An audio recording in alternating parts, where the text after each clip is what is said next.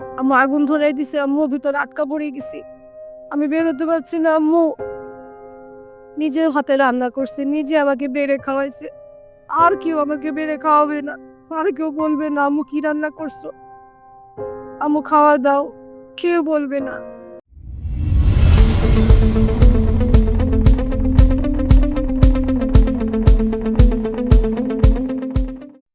আসসালামু আলাইকুম, আমি রওশনারা।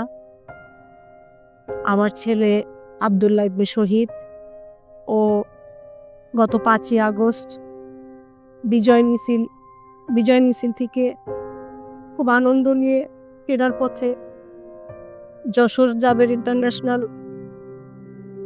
হোটেলে আগুন দেখে ওর ভিতরে দৌড় দেয়। বাচ্চারা সব ভিতরে হাউমাউ করে কান্নাকাটি করতেছে, বাঁচাও বাঁচাও বলতেছে।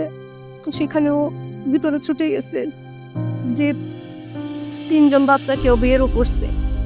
বের করার পর চতুর্থবার আবার ঢুকে ও নিজেই আটকা পড়ে গেছে, আর বের হতে পারেনি। তখন আমাকে ফোন দিছে, আমি তখন বাসায়। ফোন দিয়ে আমাকে বলতেছে, আম্মু আম্মু আগুন ধরাই দিছে, আম্মু ভিতরে আটকা পড়ে গেছি, আমি বের হতে পারছি না আম্মু। আমি তখন ঘরের মধ্যে একবার এই পাশ একবার ওপাশ করে দাপাচ্ছি আর চিল্লাচ্ছি, বাবা তুমি ওর আগুনের মধ্যে কেন গেছো বাবা। তারপর সে তখনই ঘর থেকে বের হয়ে আসছি, সবাই মিলে বের হচ্ছি। যখন সদর হসপিটালের সামনে আমরা গেছি, আমাদেরকে দৌড়ানি দিছে কতগুলা দুষ্কৃতী লোক, কে আমি জানি না। অনেক, তাদের হাতে লাঠি, কারো হাতে হকিস্টিক। তো ভয়ে আবার পিছনে দৌড় দিয়ে আবার যে জায়গায় পলাইছি। তারপর যখন ওরা সরে গেছে, তখন হসপিটালের ভিতরে একটার পর একটা মানুষ নিয়ে আসতেছে অ্যাম্বুলেন্সে করে, আর সে দৌড়াচ্ছি, পিছন পিছন দৌড়াচ্ছি আর দেখছি আমার বাচ্চাটা আছে কিনা।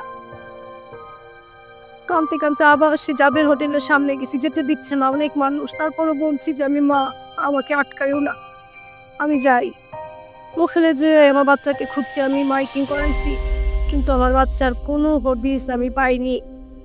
তাকে ফোনের পরে ফোন দিচ্ছি, ফোন বেজেই যাচ্ছে কিন্তু ফোন আর উঠায় না আমার বাচ্চা। তারপর বাসায় চলে আসছি, এসে আবার গেছি। এইভাবে রাত 3টা পর্যন্ত একবার হসপিটাল একবার জাবের এরকম করে বেড়াইছি। ভোর 4টের সময় আমার বাচ্চার লাশ ওর ভিতর থেকে বের করছে।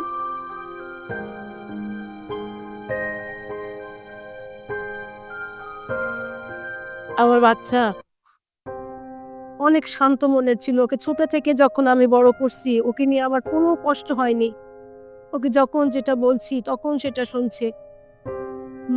মার উপরে যে কথা বলতে হয় না, আমার বাচ্চাটা ঠিক ওরকম ছিল। যখনই কোনো কিছু করতে গেছে, মার পারমিশন ছাড়া করেনি। আম্মু এই কাজটা করবো, আম্মু এই কাজটা করবো, যদি মা তাকে পারমিশন দিচ্ছে যে হ্যাঁ বাবা এটা করো, তো সে তখন সেটা করছে। এমন ছেলে আমার। আজ আমার বাচ্চাটা শহীদ হয়ে গেছে, আর মা মা বলে ডাকবে না। বাসায় আসলে ওকে আমি বোর্ডিং এ রেখে পড়াশোনা করাইছি। যখনই বাসায় আসতো বলতাম বন্ধুরা আছে বাহিরে, যাও বাবা। আম্মু না, তোমার কাছে থাকতেই ভালো লাগে, আমি রান্না করতেছি, আমার সাথে সাথে যে রান্না করছে, আমার জিনিসটা ভালো লাগে, রান্না করি আম্মু। হ্যাঁ করো বাবা।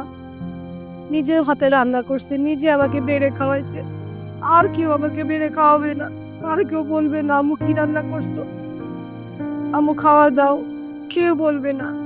বা আমাকেও কেউ খাওয়াই দিবে না, জাম্মু আসো একগাল ভাত খেয়ে যাও আমার হাতে, কেউ বলবে না। আর আমার বাচ্চা শখ ছিল যে ক্রিকেট খেলা, ও খেলতো, ও ভালো পর্যায়ে খেলতেও গেছে, খেলেছে। লাস্ট পর্যায়ে বাচ্চাটা একটু বিয়ে করলো, বউ আসলো ঘরে, আমার এই পুতাটা হলো। তার শখ আমার বাচ্চাটাকে আমি হাফেজি পড়াবো। আমাকে জিজ্ঞেস করতেছে, আম্মু আমি ওকে মাদ্রাসায় ভর্তি করাবো, তুমি কি দিবা?